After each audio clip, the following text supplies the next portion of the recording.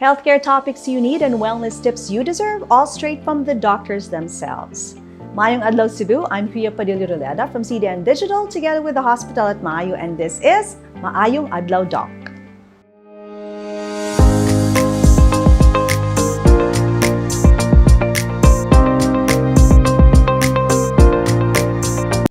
In the last season of Maayong Adlaw Doc, we learned a lot from our guests. Okay, so we spoke about some very interesting and informative topics like COVID-19 updates, monkeypox, bronchial asthma, chronic obstructive pulmonary diseases, and anxiety disorders. Now, in case you want to check out our previous episodes, you can always go to CDN Digital's Facebook page, website, and our YouTube channel, right?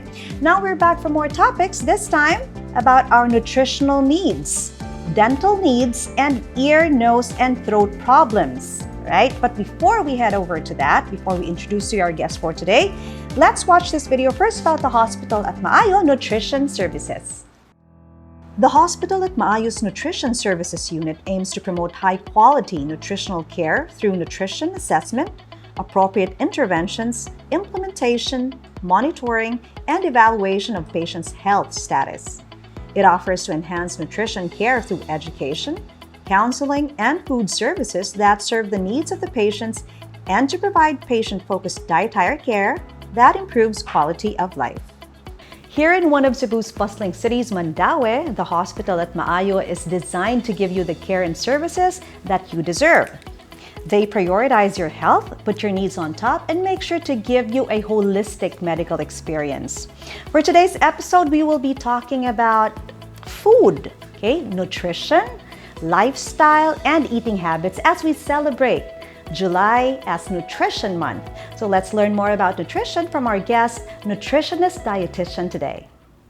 Our guest for today is a registered nutritionist dietitian. She studied in Silliman University before taking and passing the licensure exam and attended several seminars related to nutrition and food safety. She also became a guest speaker for several workshops and seminars in Cebu. Let's welcome our guest for today, Ms. Aubrey Palubon. Welcome to the show, Ms. Aubrey. How are you? I'm doing well, thank you. How about you? I'm good. Thank you for asking. Now, it's Nutrition Month, July. So let's talk about nutrition and diets. And my first question to you is, what are these fad diets? Do they really work? Now, when we say fad diets, these are the diets that come every now and then, new diets that people try to follow. Okay. Some say they work, some say they don't. But as a dietitian, a nutritionist, what can you say? Fad diets are continuously evolving, right? So there's still researches about it, but some people say that fad diets work for them, pero some people it doesn't. Kay actually ang kuan manggod kanang sa ato ang manggong pagkaon nato no, kay case to case basis manggod siya, dapat individualized. No, so umingon manggod tag fad diets kay more general kayo siya. So dili gyud siya one size fits all. Like for example, this kind of diet works for her, it doesn't follow na it would work for me also. Yes, depende gyud na siya sa individual. And have you noticed, Miss, na a lot of people would start with a fad diet, okay, it would work for them, but eventually they would fall off the diet, right? No, muhunong sila. Why do you think? Siguro kay tungod sa hype siguro, ganahan sila. Makita sila nga paspas nila makita no ang kanaganing mga outcomes or ang mga results. Results. So after na once they see the results na gani na sila mabantayan nga slight changes, so that's the time nga mo stop sila. So di na nila ma-sustain ang ilahang ilang gi-follow nga fad diet. And usually, I've noticed a lot of these fad diets are a bit expensive. Yes, actually, yes. Kaya na may uban, di ba nga, katuganing sa katong Atkins diet or katong mga Mediterranean, kaya more on, nag-focus man sila more on sa katong mga nuts. Di ba? So, medyo quite pricey ba, gid si kuan ka naman yung mga nuts and seeds. Bitaw, oo. But for you, as a dietitian, a nutritionist, what's the best diet yun ba dapat?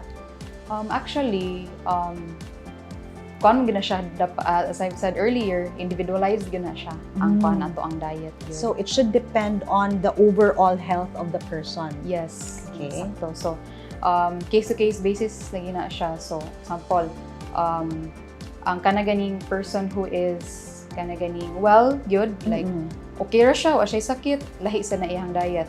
So let's say ang person obese siya, lahi sa po na ang among intervention for them. Case to case basis lang siya. I'm curious on Miss Aubrey pa, ever since the pandemic bitaw started, has there been any changes sa inyong like sa profession ninyo? Has there been more demand sa inyong services? Noon sa ba because of the pandemic? Have you been affected by the pandemic? Actually, yes, na-affected sad pod no ang kuan. In what way, Miss? Oo.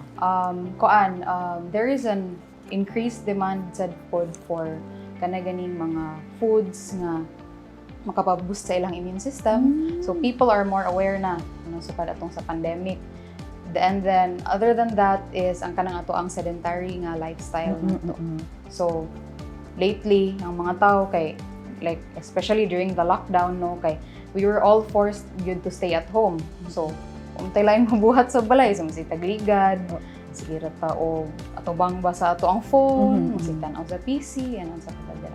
You mentioned kay sedentary and lifestyle.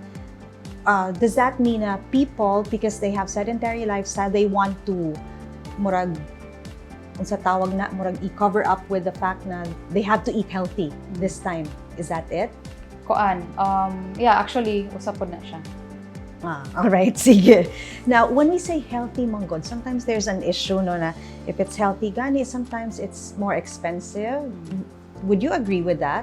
Actually, dili baya no kay let's say no ato ipot atong selves sa when we're at work no. So natay nearby nga karinderya. So of course, ang karinderya nag-serve yun na siya klase-klase nga pagkaon na pod siya gulay. Right. So it's not necessary jud nga so mo kuan gyud ka og mo itag healthy, kaon gyud tag salad. Okay. So pwede ta nang Yes. unsay readily available, mo ato na siya i-utilize nato. So if let's say sa atong going back sa atong karinderya nga setup no. So you have there your source of protein. So let's say pork ba imong kaon. And then makita ka nga nay klase-klase nga mga gulay ang naa. So kuha sad ka usa ka serving ana. And then rice, and then also kanang ilahang fruit nga ilahang gibaligya. So usually banana. So you have to utilize kung unsay readily available. Bitaw. It doesn't have to mean na kung healthy, it should be fancy and expensive. Yes, Diba? We can stay healthy with, naingon ka, utilize whatever is available as long as it's good for you, you take it. No? Yes. Yeah, Miss Aubrey. Okay. Now, I'd like to know, you mentioned naman gitag sedentary. Between exercise and diets, especially kani mga fad diets. But okay, let's just talk about the healthy diet. Okay. Between exercise and a healthy diet, which one can actually help you lose more weight? Actually, it has to go together yun. No? Dili pwede nga mas mo exercise ta ni atong intake gamay. Kay if nga na mong good, dili sad pod pwede nga si exercise ang maglabaw kay if gamay tagkaon unsa man nato na pag-sustain yun like throughout our exercise basin di ay nga kapuyon ta no in the middle of our exercise or unsa ba. So di pud siya pwede the other way around nga si kaon ang mas daghan dayon ang ato ang output nato atong exercise kay gamay. So it has to be balanced. You see, Miss, there are these mga food supplements bitaw, okay, that promote their products and they say na I just want to get your idea as a dietitian, a nutritionist. They say na because we see them exercise and they have, good shape, they're in good shape. So we say na, grabe because you exercise, you're really sexy. They always say because they promote their supplements, no, it's not the exercise really. The exercise is just 10%. It's really about our diet. It's really about the supplements that they take. What can you say about that as a dietitian? Regarding sa supplements, Miss, is it like katudjong mga nutritional supplements ba? Oo, murag mga inana, Miss. I won't mention lang any brands. Also, like, since I mentioned kag-exercise po, no, usually ang mga supplements nga ilahang gipang take kay kato ganing mga whey, inana, no. Actually, kanang when we say manggod supplement no, dili na siya mao ang primary source gid nato ana. So mura ra na siya og yeah, from the word supplement yeah, na from the gani, word it's just, supplement, supplements you or whatever you have there idungag lang niya. Yes, inana. So pang tabang lang gyud siya generally. So dapat sikaon gyud nato ang primary gyud nato nga kuan primary source gyud nato sa atong energy and sa atong dala. So, kanina lang mga general na food supplements, yung mga pinaka-basic na to, okay? Are they really that important? Or is our ordinary food, kanang table food lang nato, would that be enough for us to have a balanced diet? Actually, no, kanang enough na gyud actually ang kaon na gyud na makakuha ta na nga mga kuan nga mga nutrients and also our kanang mga minerals na to, vitamins. Usually manggod kay namsad po na hype sad po no nga mopalit og supplements kay hala kanang mohatag siya mga like promising nga mga results inana no, so madani sad pud ta ana di ba? So we should always look back lang gyud sa ato ang food gyud nato nga cheaper pa siya no compared sa anong mga supplements. All right, kaning supplements, are we supposed to take them every day? Actually, would you suggest? Naa po na usa po na no, we should always read the recommendations lang po like kanang sa at the back bitaw sa ato ang supplements na to. Di mo sad ta pwedeng kana ganing magsobra. Dapat kuan gyud siya kanang within the normal range lang gyud siya. As a nutritionist and dietitian, you're more on food, right? But Yes. I'm sure you also promote exercising, no, for a healthy lifestyle. Yes. What are the mga bad effects of a sedentary lifestyle? Like lately, there has been pandemic sa inyong mga patients or clients. Okay, unsa may mga bad effects? Okay, I'm sure a lot of the people lately no murag na sedentary na gid ang lifestyle. Yes. Actually,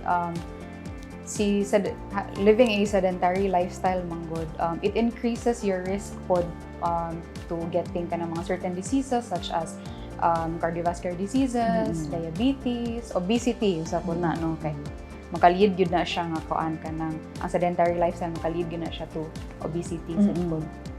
So kana gyud ang pinaka bad thing that Yes. can happen to you know when you live a sedentary lifestyle. Aside from that, no, kay usually manggod ma-associate sad pod siya o kana ganing increased nga tobacco use, increased alcohol consumption, nga napoy poor diet, na sedentary lifestyle. So mugo hand in hand po na siya usahay, murag magsanga-sanga siya bang Bitaw. Murag mahug siya murag mga comorbidities na niya. Yes. Oo.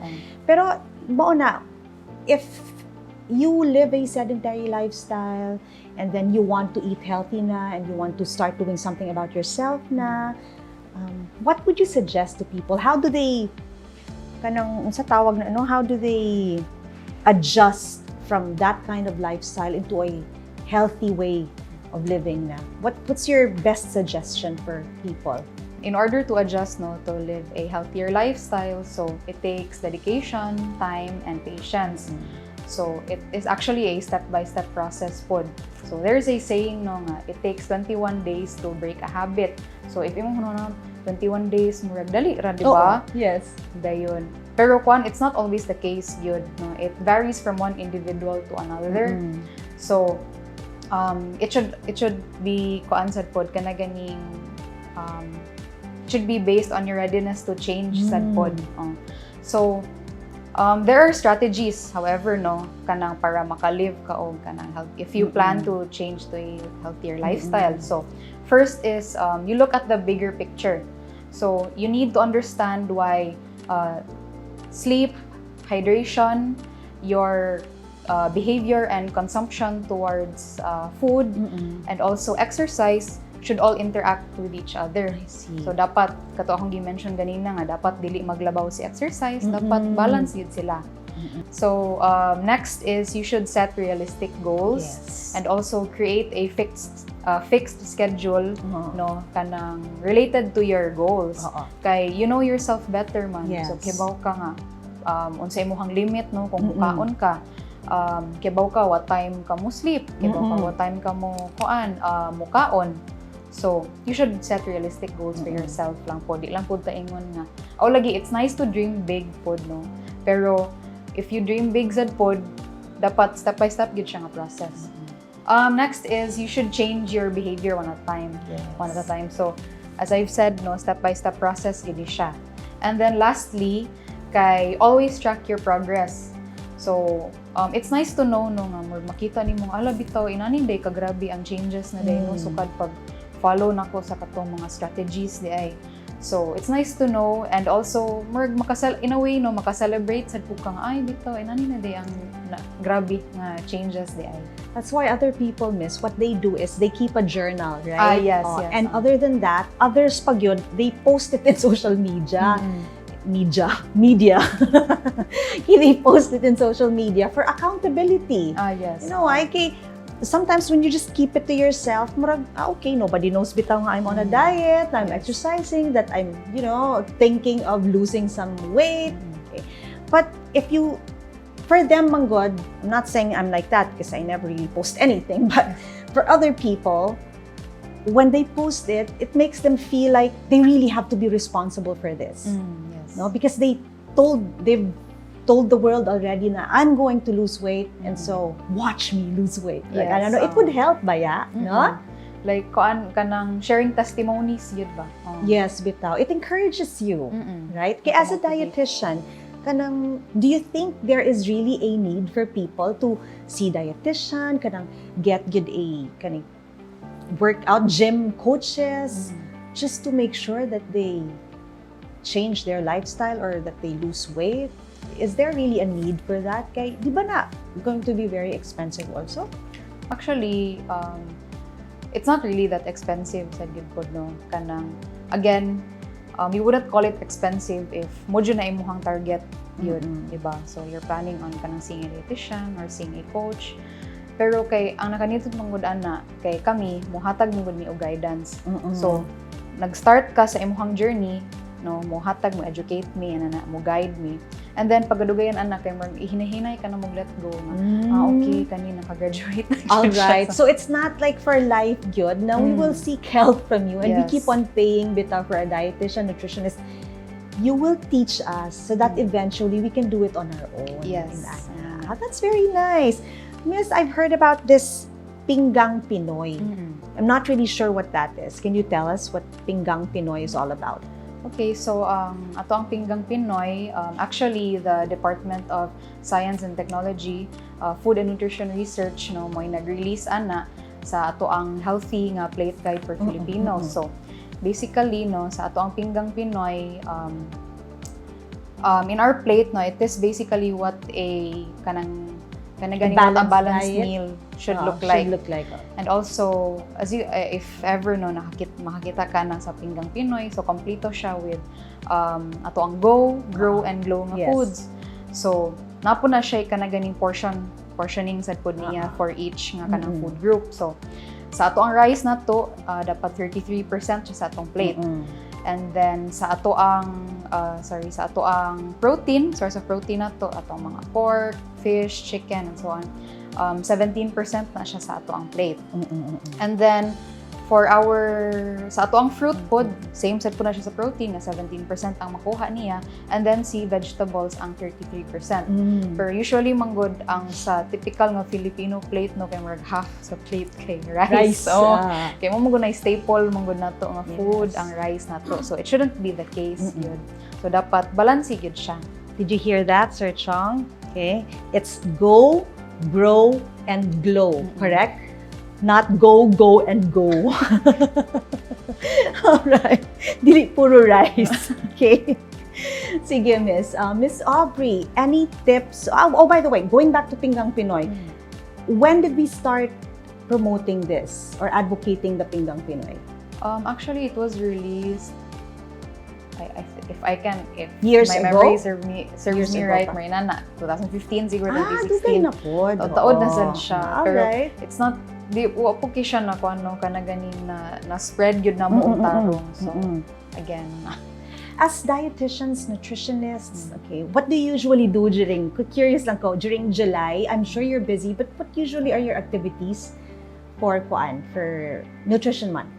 Okay, so we focus on like services or programs now that promote nutrition. So Like kung sa hospital nga setting, naiuban pod no nga mag-set up og kanang booth, no, especially sa opening gyud sa Nutrition Month.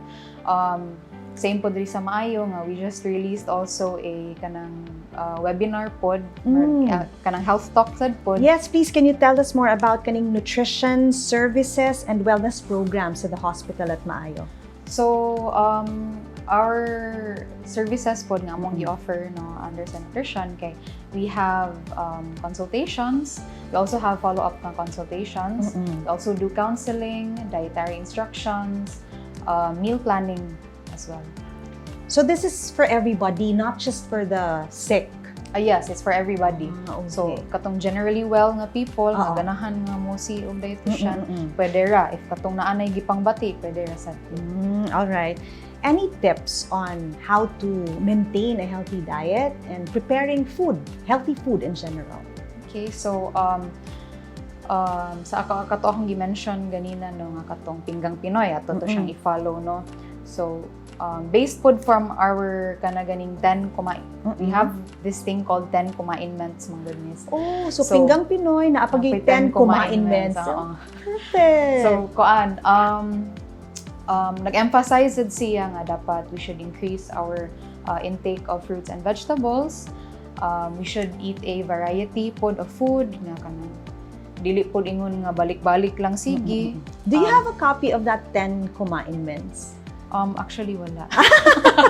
Because I wanted you to read it to them, so at least but they can research that. They can just Google it, right? Yes, 10 commandments. Sige, continue, miss. And then, we should also increase our ganing intake of milk pod, okay, it's rich in calcium. And then, we should also lessen pod our intake of ganing mga parat nga pagkaon, mga usually mga pinirito or mga fatty or oily nga foods, and also kanang mga tamis na to ang pagkaon. And for the for our healthy food preparation tips, so naatay aside from like atong ilasa ng ato ang intake of like atong mga parat, tamis o mga pinirito. So pwede sa tamong focus on how we prepare our food. So usually manggod no sa Filipino nga kanang typical nga Filipino gyud nga kanang plate. Diet. Ang common manggod nga paano kanang food preparation method manggod nato is frying. Yes. Kay mo manggoy dali, di ba? Yes. And lami sad pud siya o mo admit ko na lami siya. Pero we should also try other methods. So we have kanang pwede ba nato isinabawan nato atong food? Pwede ba nato i-grill nato? Mag-steam ba ta? Kay po na siya kanang other ganing healthier options na po na siya sa ato ang pag-cook sa food. So I think the thing there is we just have to explore other ways of preparing our food. Let's not limit ourselves to frying lang yun. Yes. Okay. Again, it's healthier. If we know more, then we know better also. Yes. At the same time. Okay. Curious lang ko, how does the hospital at Maayo incorporate bitaw nutrition within their services here? Or how do they promote? Okay. So, one way is also sa amo bitaw gina-provide pod nga food for our patients. So, same lang sa pinggang Pinoy nga, kanang well-balanced gid siya. So natay atong source of carbohydrates, natay atong protein, fruits and vegetables, so complete na siya. Other than that, no, we also nasad pud mi ganing nutrition care process. So we individually ganing screen mga patients, we assess them, no, so we identify the problems like sa ilahang food intake and so on. And then we also give them kanang mga interventions so how to address the problem. And we also monitor if unsa ba kanang gi-follow ba niya ang ako ang gihatag nga interventions. It's really great now that the hospital at Maayo has this nutrition services and wellness program rather, and that they really take seriously the nutrition of the food that they serve, the health of their patients. No, they take it seriously. It's amazing actually nga. in ana gyud bitaw ang inyong passion for your patients. Yes. Yeah. Miss, ako lang is sometimes again, mubalik ko sa fact na sometimes people would perceive na these things are expensive. So I'd like to know, do you have packages for this? Like, can we extend this to people who are not really kanang that rich good pod to avail of kaning nutritional consultation siguro? Naa ba tay packages for that? We're currently working on mga packages on how to address na sa mga people na who cannot let's say afford ba ayan na. So it's still something we're trying to analyze lang po. Yeah, because it's nice if we can also extend the programs without to people na not necessarily rich, pero people who are really eager po ba to change their lifestyle and to become healthier by taking in better food. Yes. No? Also, unsa pa man, lastly, kanibitang various information online. Ako, I can just actually research online what food to take. Kung ingon ko, okay, this is my health condition, I'll research about that. And then, I'll research on what are the good types of food for me, ana ba? Unsa pa may significance actually, ana, sa inyong profession if all information is available naman lang food online? So, no, I understand that po no nga, we instantly want answers po. Pero there's one thing the internet cannot give you. It's the guidance, no. So lahi ra mo nga ma-educate sad pod ka kung like unsa ni nga mga sakto nga food, kung unsay like when it comes to kanang mga portion sizes ba, kung what is right for you. So muna siya kanang edge na mo no nga mo consult mo og like dietitian or other healthcare professionals kay because of the guidance na among mahatag. So we can't really say na okay lang there's YouTube University. Yeah, Dili so, pwede na dili. Okay, more on general mong good sila good. Kami nag-focus good me individualized. Correct. So target good whatever the need of the client is, it's really zoned in there. It's targeted there, and so they really get good results. Yes. Miss Aubrey, thank you very much. This has Thank you been very interesting.